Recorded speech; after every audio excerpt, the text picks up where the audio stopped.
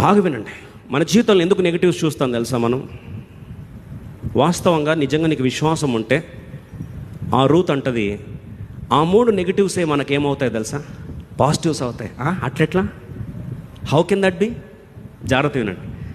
ఆమె ఒక రోజు బహుశా కూర్చుంటే వాక్యం చెప్తా ఉన్నారంట. అక్కడ సినగాగులో, సమాజ మందిరంలో సాబాత్ రోజు పోయి కూర్చొని ఉంటే అత్తగారు తీసుకెళ్ళారు కోడల్ని.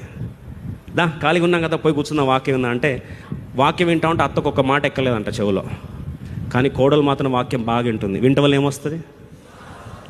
ఆ వాక్యాలు అంటున్నారంట. చూడండి, మన దేశంలో పరాయి వారు వస్తే, రెండోది విధవరాళ్ళు వస్తే, మూడోది పేదవారు వస్తే, బహుశా మనసులో అనుకుంటుంది ఏంటంటే, రూత్ అనుకుంటుంది, మా అత్త ప్రతిరోజు మూడు కారణాలు చెప్పి నా దేవుడు అన్యాయం చేశాను, నా దేవుడు అన్యాయం చేశాను, దేవుడు అన్యాయం చేశాను, 3 మాటలు ముచ్చటగా ప్రతిరోజు ఏడ్చుకుంటూ కూర్చుంది కదండి.